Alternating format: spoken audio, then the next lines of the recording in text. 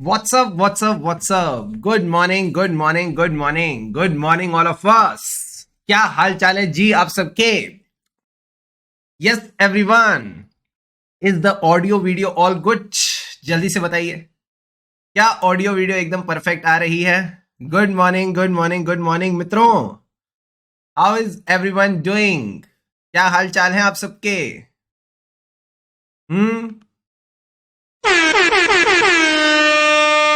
सब बढ़िया सर, सब बढ़िया. All is well, all is well, all is well. Great great great great great great. आप बता दो सर आप कैसे हो? मैं भी बहुत बढ़िया. तो thank you so much for asking and let's begin with the today session. सबसे पहले क्या करेंगे सर, जो कल पढ़ा था एक बार उसको रिवाइज करते हैं. कल मैंने आपको बड़ी प्यारी प्यारी बातें पढ़ाई थी. सबसे पहले क्या पढ़ाया? मैनेजमेंट के दिल की बातें. मैनेजमेंट के दिल की बातें जो भले ही लिखी ना हो बट हम समझ लेते हैं. सर उनको क्या कहते हैं? उनको कहते हैं assertion. Assertions were what? Representations by the management. These can be explicit or otherwise. कह के बोल सकते हैं या फिर आपको खुद समझनी पड़ेगी. कहां मिलती है? In the body of financial statement. That means embodied in the financial statement. Used by the auditor to perform the procedures and detect the misstatement. तो कहीं ना कहीं कह सकते हो used by the auditor to consider different types of potential misstatements which may occur. फिर हमने जो assertion सीखी थी किसके बारे में थी? Balance sheet item, PNL item और नोट्स टू अकाउंट्स. जो बैलेंस शीट आइटम होते हैं उनको क्या बोलते हैं? Account balance. इनकी असर्शंस क्या थी? ERCV. Come on. ERCV.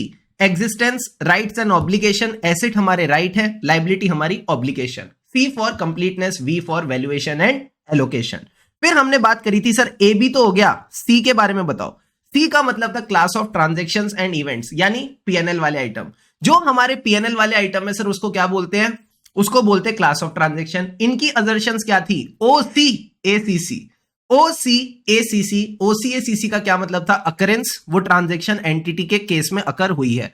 C का मतलब था कंप्लीटनेस, हमने सारी ट्रांजैक्शन दिखाई हैं. A का मतलब था एक्यूरेसी, सही अमाउंट पे दिखाई है. और बाकी CC का क्या मतलब था? Classification and cut off. Cut off का मतलब था सही अकाउंटिंग पीरियड में दिखाई है. एंड लास्ट में मैंने कहा था presentation and disclosure are the notes to accounts. इसमें आप सारी की सारी बिरयानी बना दो. बस बिरयानी में दो एलिमेंट्स मत डालना, कट ऑफ और existence. Is this point clear? Yes sir. फिर हमने ये कुछ एग्जांपल्स करे थे और हमने अपना असर्शंस का टॉपिक कंप्लीट किया. लास्ट में मैंने आपको बताया negative assertion. Sir negative assertion का क्या मतलब है? मैनेजमेंट कह रही है ये नहीं है, मैनेजमेंट कह रही है ये नहीं है. Again the negative assertions can be implicit और explicit. Example of a explicit negative assertion. Management ने फाइनेंशियल स्टेटमेंट में साफ साफ लिखा है there is no contingent liability. जैसे ही इसने बोल दिया no contingent liability, it is a express negative assertion. Yes और नो? Yes sir. अब अगर मैनेजमेंट ने लिखा नहीं है बट आपको बैलेंस शीट में दिख रहा है बिल्डिंग है ही नहीं, आपको मैनेजमेंट की बैलेंस शीट में दिख रहा है बिल्डिंग है ही नहीं, तो क्या है ये? Implicit negative assertion.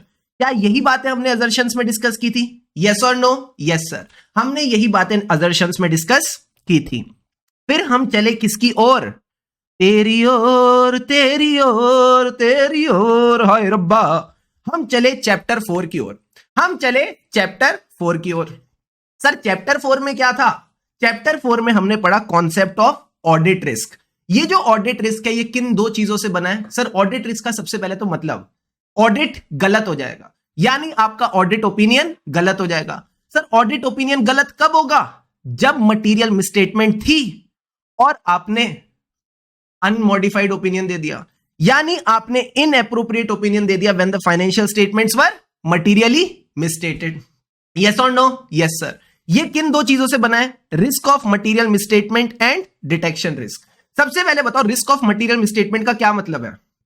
Sir risk of material misstatement अगर आसान शब्दों में बोले तो इसका मतलब है क्या चांसेस है कि फाइनेंशियल स्टेटमेंट में मटेरियल मिसस्टेटमेंट है.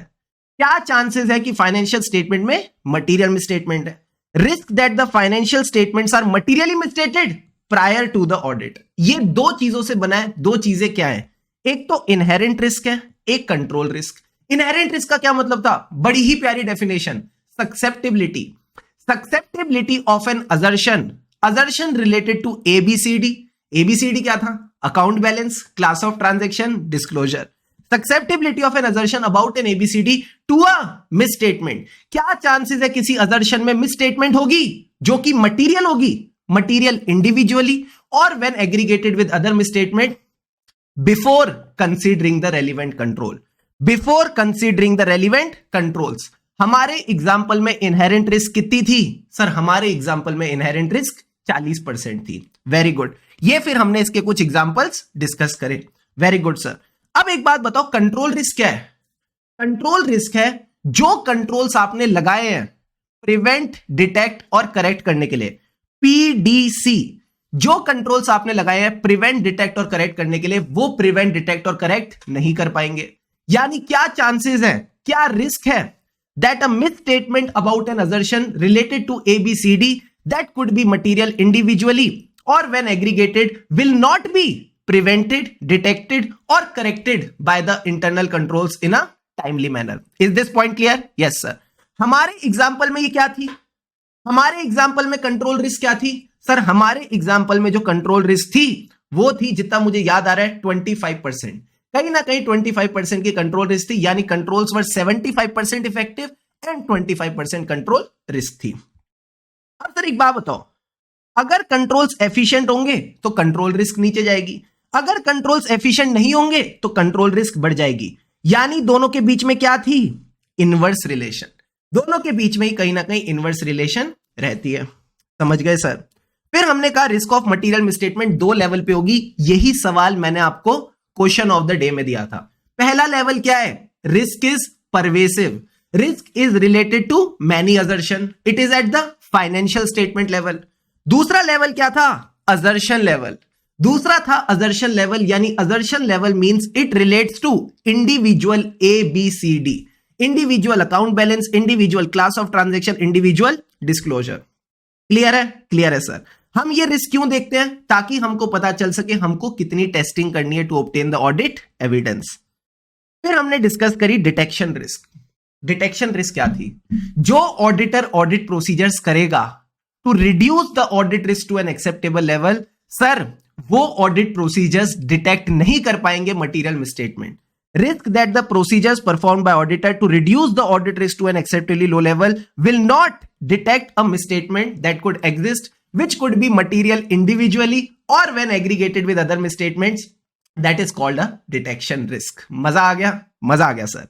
Now sir, what is not included in audit risk? दो चीजें। एक तो गलत ऑडिट ओपिनियन जब मटेरियल मिसस्टेटमेंट नहीं है। दूसरा ऑडिट की बिजनेस रिस्क। जो ऑडिटर की बिजनेस रिस्क है कि कल को उसकी फर्म को लॉसेस हो जाए, कल को उसकी फर्म की बदनामी हो, ये सब चीजें ऑडिट रिस्क का पार्ट नहीं बनती। देन मैंने आपको बोला था assessment of risk is a professional judgement वाली चीज। आप इसको प्रिसाइजली नहीं बता सकते, आप इसमें बस जजमेंट लगा सकते हो। हमारी जो जजमेंट है वो किन 3 एलिमेंट से बनती है? जल्दी से एक बार चैट बॉक्स में बता दो। हमारा जो जजमेंट है वो किन 3 चीजों से बनती है? एक बार जल्दी से बता दो। क्या क्या 3 चीजें सिखाई है सीए कोर्स ने? Sir CA IPCC, CA final, that is your knowledge. Articleship, that is your training and overall experience. So your training, knowledge and experience, come on. Training, knowledge and experience, come on.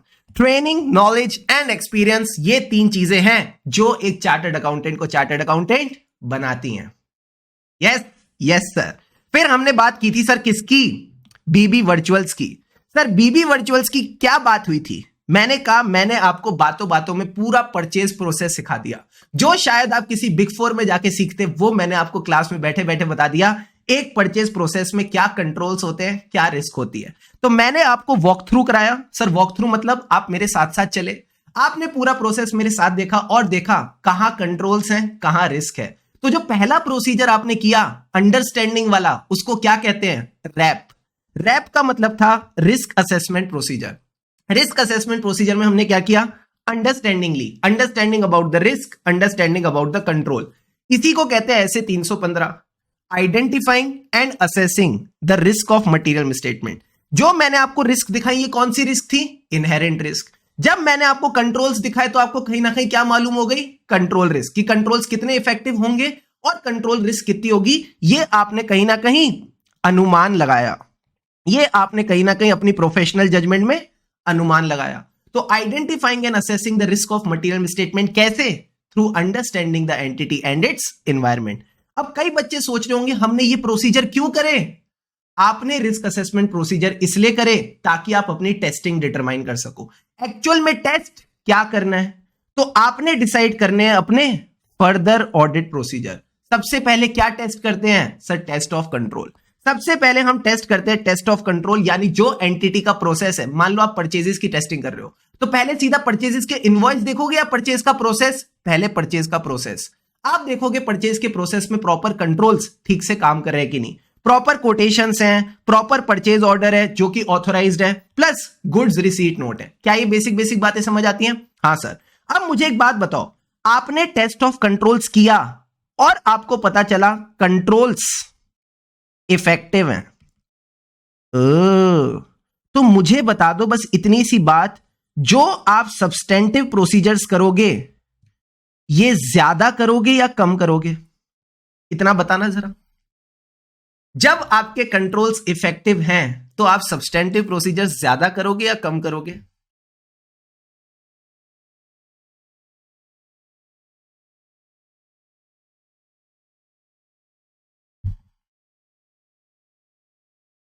कम करेंगे sir.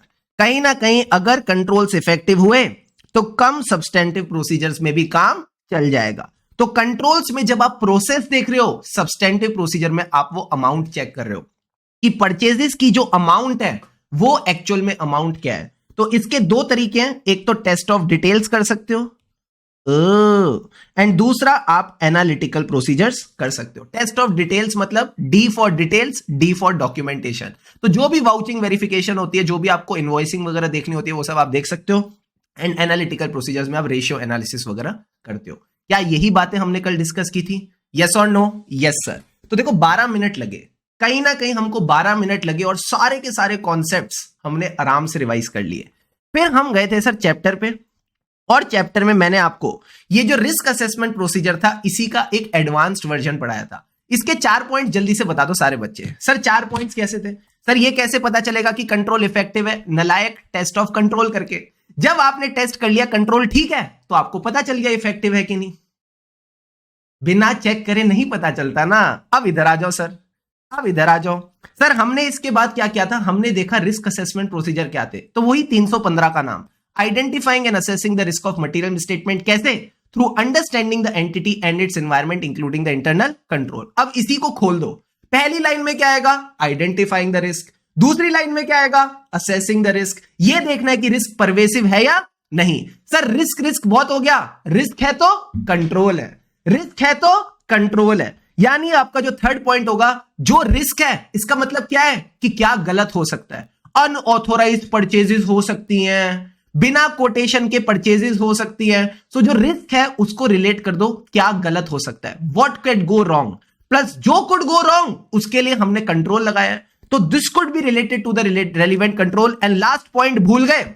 मैंने कहा last point तो तुम कभी नहीं भूलोगे, last point तो तुम कभी नहीं भूलोगे। जल्दी से बताओ लास्ट पॉइंट क्या था? मैंने कहा लास्ट पॉइंट था भूकंप। भूकंप से डर लगता है या वो वाले भूकंप से? सर वो वाले भूकंप से। वो वाले भूकंप यानी कहीं ना कहीं there is a likelihood of misstatement, plus अगर मिसस्टेटमेंट होगी तो उसका इतना मैग्नीट्यूड होगा, इतनी अमाउंट होगी कि वो मटेरियल मिसस्टेटमेंट हो सकती है। गौचा गौचा सर। तो ये जो 14 मिनट्स की रिवीजन है ये मैं आपके गूगल ड्राइव में डलवा दूंगा।